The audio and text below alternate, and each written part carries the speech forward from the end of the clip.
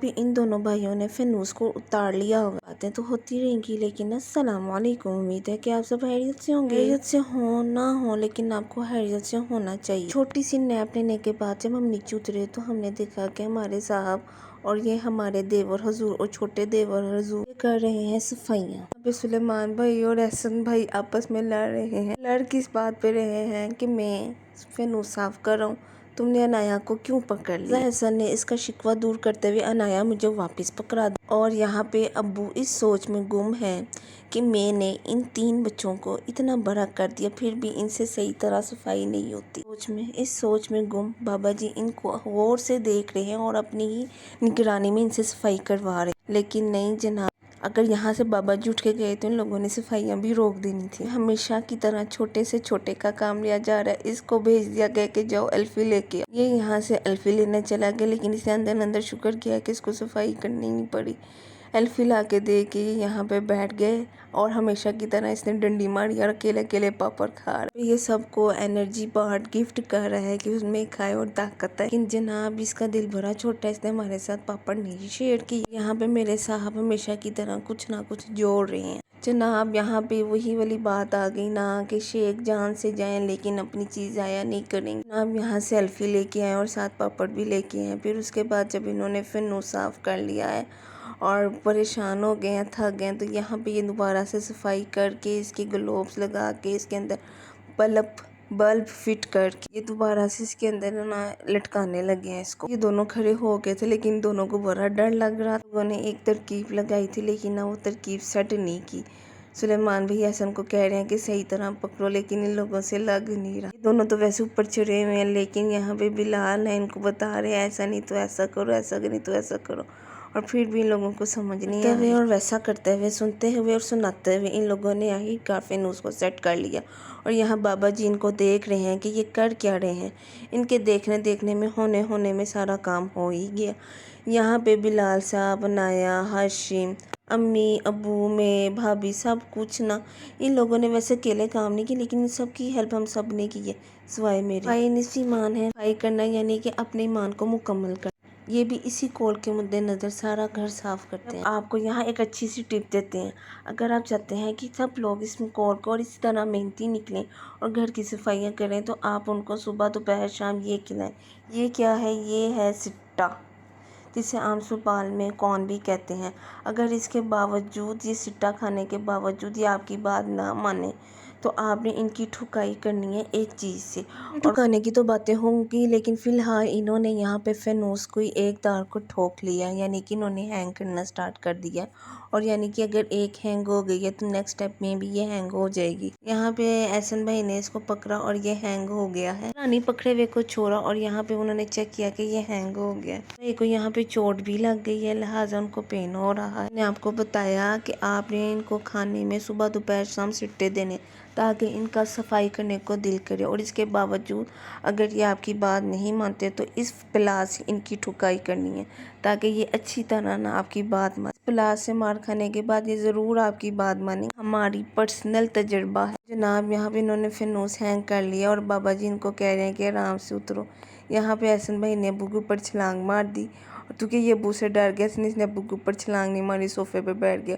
और सुलेमान भाई ने भी छलांग मारी। सुलेमान भाई ने छलांग तो मारी, लेकिन नेक्स्ट स्टेप की तरफ। नेक्स्ट स्टेप ये था कि अब इसके अंदर इन लोगों ने लाइटें फिक्स करनी थी। इसके अंदर 12 फ्लैट्स यानी 12 बल्ब सेट होने थे, लेकिन इन्होंने 2 बल्ब सेट किए और ये कह के जान छुड़वा दी कि बाकी बल्ब फ्यूज़ हैं और हम शाह आलम मार्केट जाएंगे और वहाँ से लेके आएंगे। जनाब ये शाह आलम मार्केट तो रोज़ जाते हैं, लेकिन बल्ब ना लेके आए। आप चाहते हैं कि ये बल्ब लेके आए तो मेरी वीडियो को एंड तक ज़रूर देखिए। नहीं भी देखेंगे तो कोई बात नहीं। जनाब यहाँ पे अच्छी तरह तजर्बा करने के बाद, देखने दूखने के बाद, इन लोगों ने इसके अंदर लाइटें भी लगा दी और बड़ी गौर से लगाई कि कहाँ पे लगाना और कहाँ पे नहीं लगाना।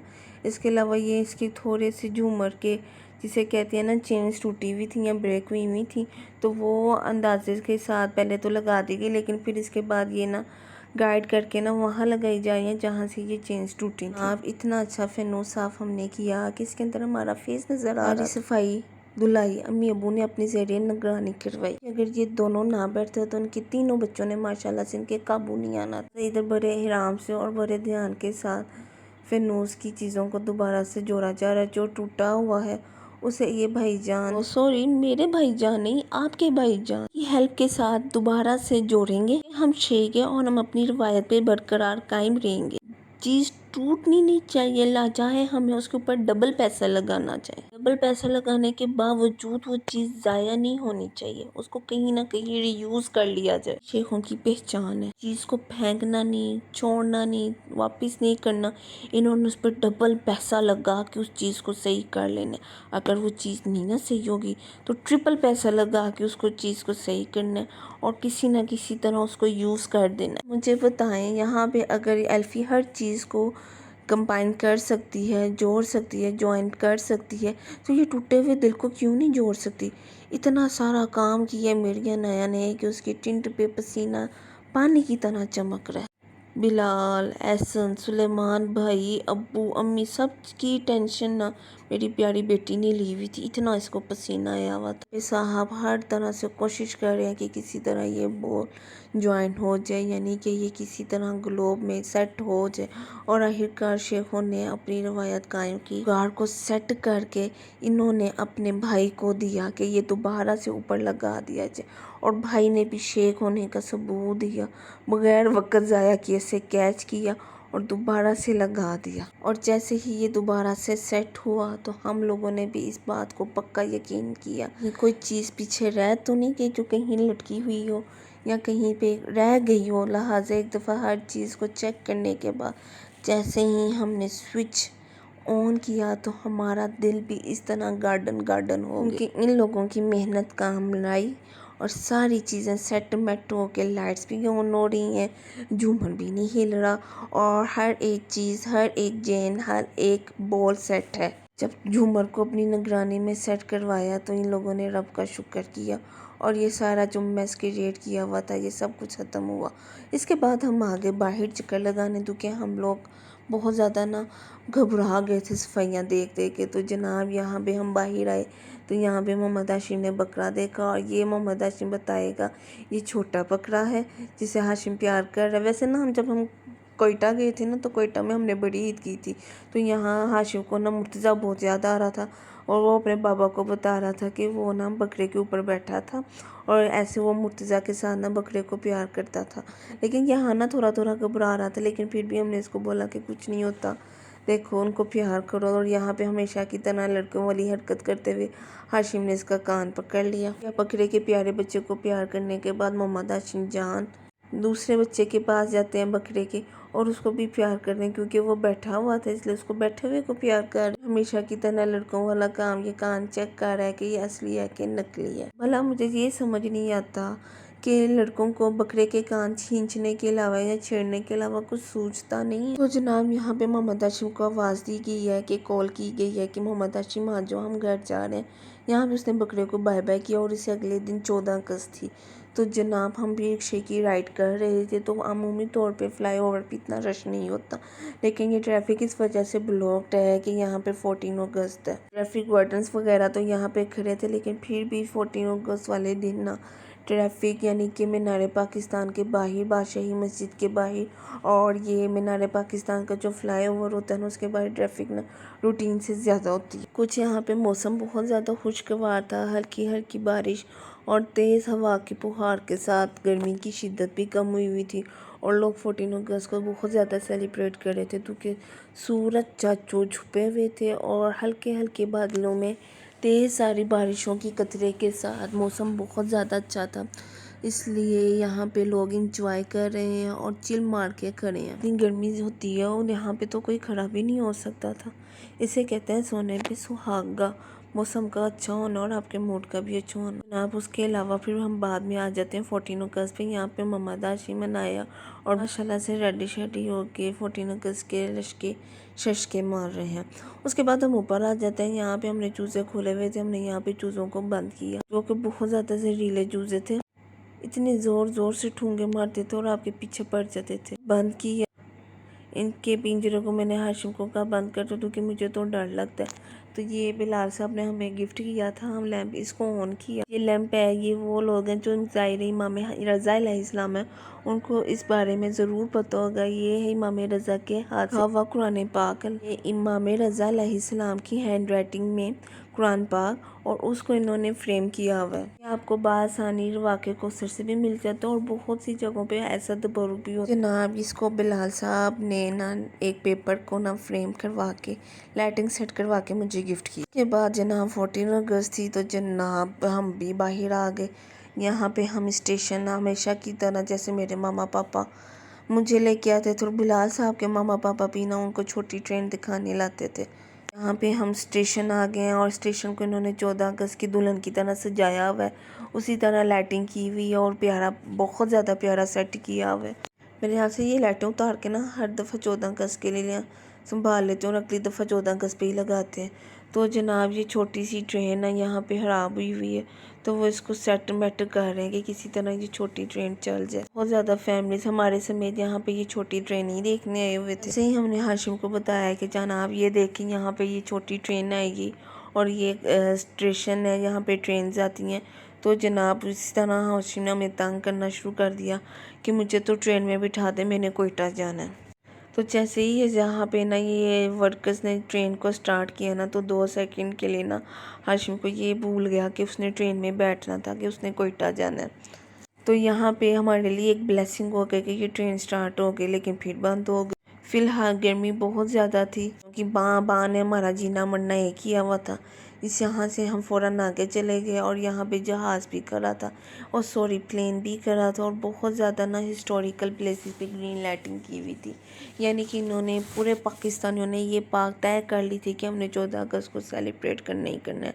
अब ये कौन सी बिल्डिंग है ये मुझे नहीं पता और ना मुझे याद है। वैसे उस वक्त तो मैंने अपने साहब से पूछा था कि मैं बताऊँगी, लेकिन मुझे याद नहीं। तो अगर आपको याद है ना तो प्लीज़ मुझे बताना कि ये कौन सी प्लेस है, कमेंट में बता देना। फिर उसके बाद यहाँ से भी हम गुजरे और गुजरते गुजरते गुजरते गुजरते ग्रीन लाइन को फॉलो करते हुए हम आगे चले। इतना चले कि चलते चलते हमने ये प्यारी सी वॉल को भी क्रॉस की। इन्होंने पंजाब कल्चर पे की हुई थी, अपनी बिल्डिंग में पंजाब का कल्चर रिप्रेजेंट किया हुआ था। जैसे कि आगे वाली बिल्डिंग भी 14 अगस्त के एजाज में ग्रीन एंड वाइट तरह से डेकोरेट हुई थी। सुबह 11:10 पे फुल ज़्यादा रोशनी और सूरज की के साथ फटाफट अच्छे बच्चों की तरह हमने अपना बेड नाइट बल्ब को ऑफ करने के बाद और सारी ज़्यादा लाइटों को ऑफ करने के बाद हमने अपना लैंप ऑन किया। हमने लाइट ऑन की और दरवाज़ा खोल के जैसे ही ये दरवाज़ा खोला तो जनाब हमेशा की तरह बहुत ज़्यादा धूप बाहर तक कराई हुई थी, यानी कि मौसम बहुत ज़्यादा गर्म। तो जनाब जैसे कि मौसम गर्म था और कल बारिश बहुत ज़्यादा अच्छी थी, लेकिन बादल भी थे और बारिश भी थी।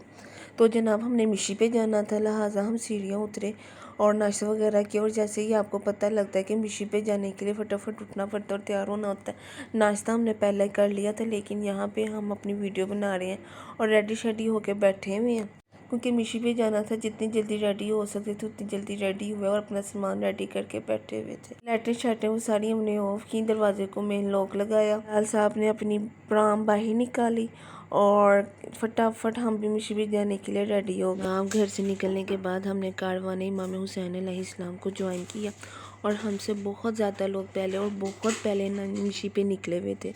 तो जैसे ही हमने लोगों को देखा और जहाँ पे हम लोगों को अपनी फैमिली मेम्बर्स नज़र आए, वहाँ पे हमने भी अपने बाइक को ब्रेक लगाई और नहीं कारवान इमाम हुसैन अलैहिस्सलाम को ज्वाइन कर लिया। यहाँ पे ये आइसक्रीम बांटे थे, लेकिन रश बहुत ज़्यादा था, इसलिए हम यहाँ से साइड पे होके निकल रोड में नीवे होके निकले। नीवे होने के बाद जैसे हम थोड़ा आगे आए तो जनाब हमें यहाँ पे एक काम मिला जो कि मौला अब्बास के नाम पे भी सकीना के नाम पे सबको पानी पिला रहे हैं अपनी छोटी सी मशक।